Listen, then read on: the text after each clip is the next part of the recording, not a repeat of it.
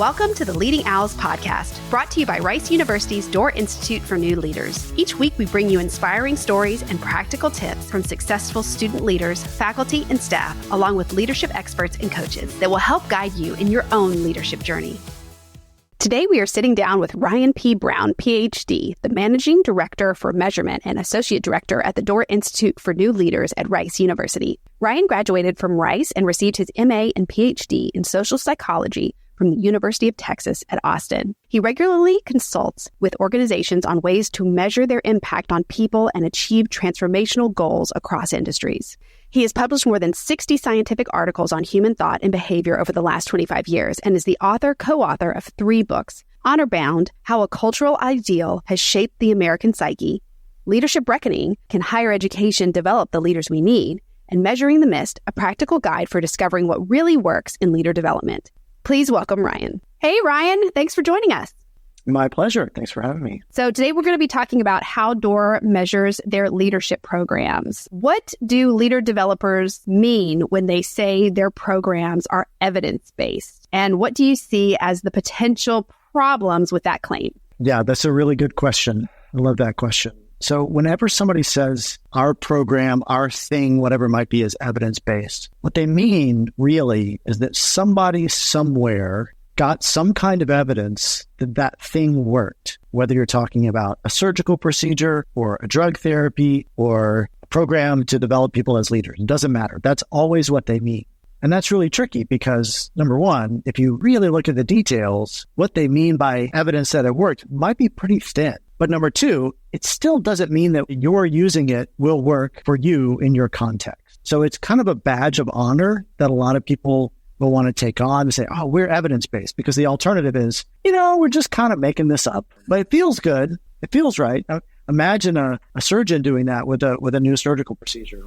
I don't really know if this works. There's no real evidence for it, but feels like it should work. Like an eyeball on the back of your head ought to make you better off than people that only have eyeballs in the front of your head. That seems right to me. Well, that would be ridiculous. We'd never accept that, but we accept that sort of thing all the time from people who are doing more social interventions that are designed to change people in ways that are a little bit harder to see overtly. So it's the kind of claim that on the one hand, I like because I love evidence. And on the other hand, I think whenever you hear that claim, you should be a little bit skeptical and wonder, what do you mean by that? Is it your evidence that this thing works for you in your context, with your people, in the way that you're doing it, or that somebody else, some other time, some other way has gotten that evidence? I think that just shows how important really, truly measuring your leader development programs is. So second question, the Doerr Institute makes a similar claim about its programs. That's one of our big things, is that they are evidence-based. So what's the difference? Why do you think it's okay that the Doerr Institute says this? Well, I think at one level, there is no difference. For somebody outside of the Doerr Institute hearing us make that claim, you should be skeptical too. And you should ask things like, well, what do you mean by evidence? What kind of impact really counts as evidence that what you're doing works? I think those are the right kinds of questions to be asking. So for us, we'll start with, as often as possible, using programs, using interventions that somebody else has found some evidence for, whenever we can. And it's harder to do that than you might think. So we'll start with a quote-unquote evidence-based program or initiative, but then we'll make it our own. We'll personalize it. We'll make it fit the Rice community. We'll make it fit the kinds of objectives that we're really interested in changing in students or professionals, as the case may be. And then we'll test it. So we'll identify the outcomes that we care about. We'll come up with appropriate ways to measure those outcomes. There is no one single right way to do that. You've got to do it in a way that fits the actual objectives that you're trying to capture.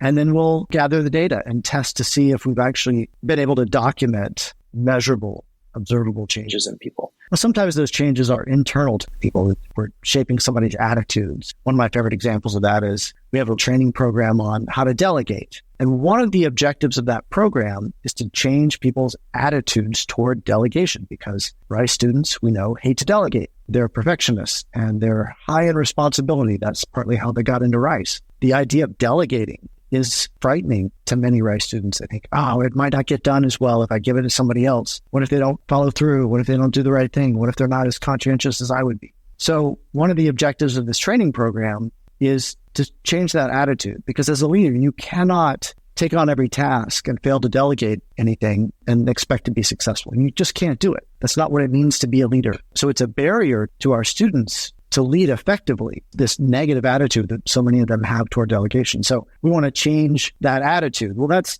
not something you can observe on the outside of a person. We don't have a little delegation badge that changes from blue to red whenever you have more positive delegation attitudes. You have to measure that in one particular way that involves asking them what their attitudes are.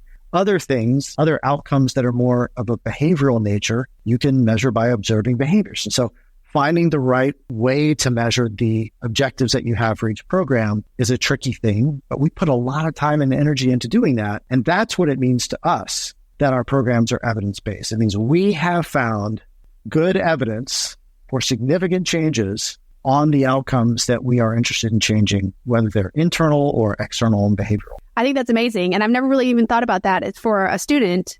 They've never had anyone under them. They've never had anyone to delegate to, maybe a brother or sister. Or sometimes in a group context, or if they're the president of a club. But their authority in those cases is almost always a very soft sort of authority. They rarely have been in a situation, most students, where they could fire someone for not doing their job, or where they can not promote someone for not doing a good job. So their authority has been less formal. And that, I think, makes it even easier for them to say, oh, I'll just do it. Because especially with your peers, it can be very awkward to delegate something. It can feel presumptuous. Who am I to tell you what to do?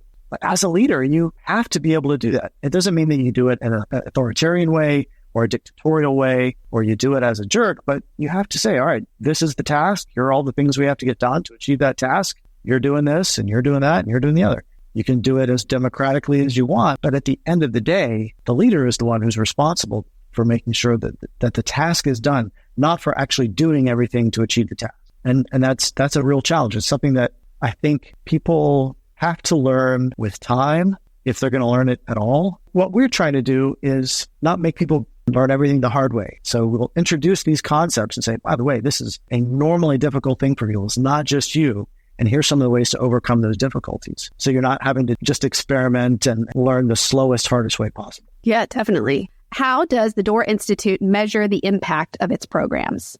So as I said earlier, there's not just one correct way to measure the impact of any program, whether it's in the leader development space or anywhere else.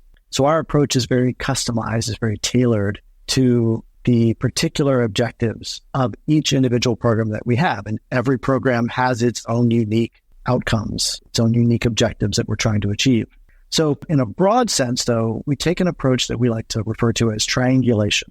So we're going to use multiple data types from multiple data sources across multiple domains of the human experience. What I mean by that, for multiple data types, we'll get data from participants in a course. We'll get data from trained or untrained observers who can see those participants in some kind of either artificial or real-life leadership situation and make observations about them. We'll get data from task performance, if it's appropriate to what we're trying to do. So we'll get lots of different kinds of data from different sources of data, sometimes including institutional metrics on formal leadership roles that students have taken on. And we'll also do that across multiple domains of experience. So we're looking for outcomes in the emotion space, in the cognitive space, how they think, what they know, how they think about themselves even, and then in the behavioral space as well. So not just what's internal to you, but what are you doing as a leader? Are you doing that effectively? How well are you doing that? How often are you doing that? So we don't always measure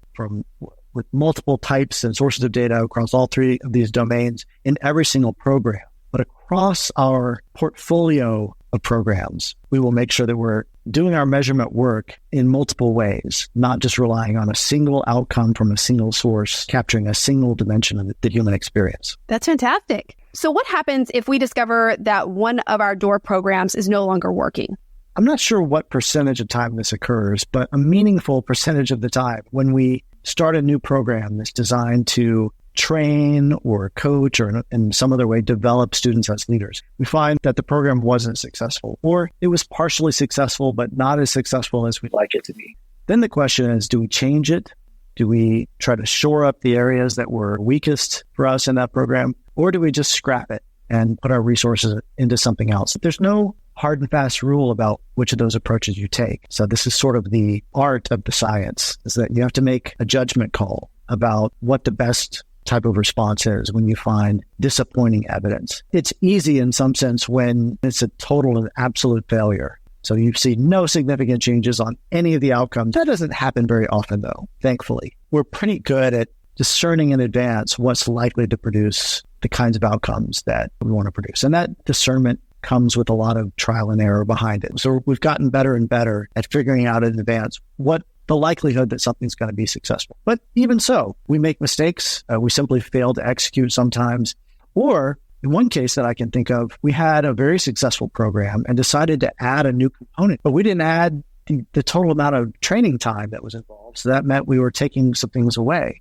When we measured the impact of that program, the original impact that it had been dramatically cut, maybe cut in half. And the impact of the new part that we added was close to zero. So we basically destroyed our own program by adding this wonderful new component to it. In that case, the answer was pretty easy. Go back to the old version. The old version was working. It wasn't broken, but we tried to fix it anyway. We tried to jazz it up, and that was a mistake. Fortunately, because we always measure our impact, we were able to figure out that we'd made a mistake and go back to something that was working. And now the question is, do we want to add an entirely separate training experience related to that other element that we had tried to add previously that was not a success? That's great. The kind of attitude or posture toward evidence that you are describing feels a little unusual to me. What do you think is required in like a broader sense for a developmental organization to adopt this type of approach? I agree with you. I do think it's unusual. And I think that's part of the big problem that we have doing leader development in higher education. And I would say outside of higher education as well, even in industry, this is a problem. People want to be right. We all want to be right. We want to be proven to be right. We want to get an award for how right we are. What we don't want to do is dig too deeply into our wrongness. We don't want to look at our failures. We don't want to admit them. We don't want to think about them. And we certainly don't want anybody else. In some cases, we probably worry, and maybe not unjustifiably, that if everybody finds out that we're not being successful, then we'll lose our job. That might be true in some cases. So I think what's required first and foremost is some courage to look beneath the surface of what you're doing and actually see if there's any evidence that what you're doing is having the impact that you mean to have. And it also takes some humility. It takes humility to say, hey, despite my wonderful intentions, despite my hopes and dreams for the kinds of outcomes that my program is producing, it is possible that it's not doing what it's intended to do. I might not be as amazing as I would like to be, or as I would like other people to think that I am. That's a hard thing to admit. I think it's hard to admit even that we all kind of feel that way. Like we want to be amazing. We want everybody to think we're amazing. But I think what's really amazing is when we say, hey, I might get this wrong. In fact, I will get this wrong some of the time, maybe a lot of the time. What I'll get right is finding out when I'm getting it wrong so I can do better, so I can improve. And that's not normal in leader development. It's not normal. It's too easy for us to say, this is hard stuff to measure. It's kind of ineffable, kind of out there. It's kind of misty. And we'll just go with our gut. And my gut says, this is a great program. My gut's telling me there's no other program that's better than this. So let's just keep doing what we're doing. And maybe we'll latch on to a few anecdotes of students who said, oh, that was such an impactful thing, changed my life. It was the best thing I did that whole year. Whatever it might be, cherry pick a little data, not real data, but anecdotal evidence that what we're doing is good. Or it might just be people are being polite. They're telling us what they think we want to hear. And we're ready to hear it because that's what we want to hear. That's what we want to believe is true. So I think it takes courage. I think it takes humility. And those are hard qualities to have, not just in a person, but in an organization. It's a collection of individuals, all of whom have to have a degree of courage and humility, the ability to be skeptical of what not just they are doing, but what we together are doing. It just makes it that much harder. It's what your friends are doing. I have to come to my friends occasionally and say, hey, friend, all that work you put into that program, waste of time. You didn't hit the mark. Now, you don't say it that way, of course, but that's the sentiment.